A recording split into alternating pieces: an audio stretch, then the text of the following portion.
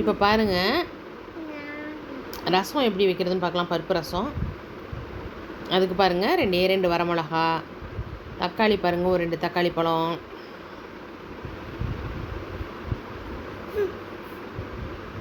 அப்புறம் பாருங்கள் துவரம் பருப்பு சும்மா ஒரு பார்த்திங்கன்னா ஒரு 1/4 ஸ்பூன் துவரம் பருப்பு தான் தண்ணியில் ஊற வச்சுருந்தேன் நல்லா ஒரு 1/2 மணி நேரம். அதையும் நம்ம சேர்த்துக்கலாம். அப்புறம் பூண்டு பல் சேர்த்துக்கலாம்.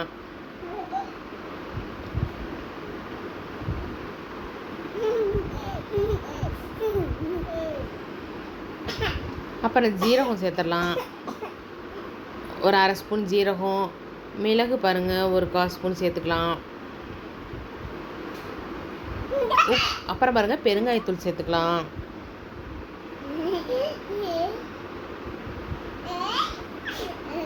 அப்புறம் மஞ்சத்தூள் சேர்த்துக்கலாம். ரொம்ப ஈஸியாக வச்சிடலாம். இப்போ பாருங்கள் அப்படியே நைஸ் பேஸ்ட்டாக அரைச்சிக்கலாம். இந்த பக்கம் தாளிக்க கொஞ்சமாக 1 ஸ்பூன் எண்ணெய் ஊற்றிக்கலாம். கடுகு வெந்தயம் வெடிக்கிறதுக்கு தான் இது. இப்போ பாருங்கள் ரொம்ப எண்ணெய் தேவையில்லை. பாருங்கள் கடுகு வெந்தயம் எல்லாம் சேர்த்தாச்சு. அப்புறம் பாருங்கள் 2 வரமிளகா சேர்த்துடலாம். கருவேப்பிலை சிறிதளவு சேர்த்துக்கலாம்.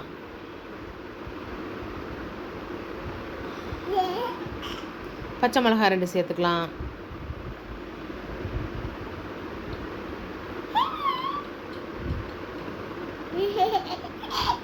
பாருங்கள் எல்லாம் நல்லா எண்ணெயில் பொரிஞ்சதுக்கப்புறம் ஒரு பெரிய நெல்லிக்காய் சைஸ்க்கு நல்லா ஒரு 1.5 நெல்லிக்காய் சைஸ் அளவுக்கு நம்ம வந்து புளியை கரைச்சி வச்சுருக்கேன். அதையும் சேர்த்து கொதிக்க விட்டுடலாம்.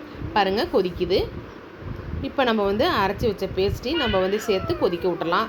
இப்போ வந்து தண்ணி எவ்வளோ தேவையோ ரசத்துக்கு அந்த அளவுக்கு நம்ம சேர்த்துக்கலாம்.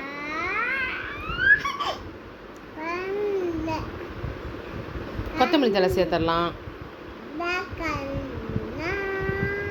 கொதிக்க விட்டுடலாம்.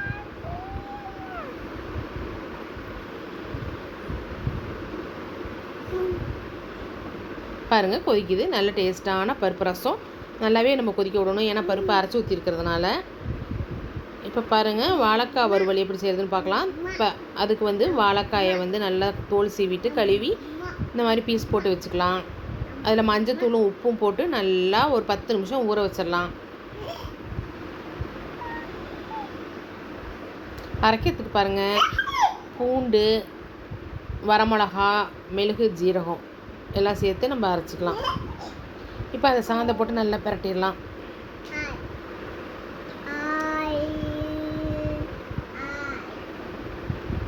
இப்போ பாருங்கள் ஊறிடுச்சு. இப்போ எண்ணெயில் நம்ம போட்டுடலாம்.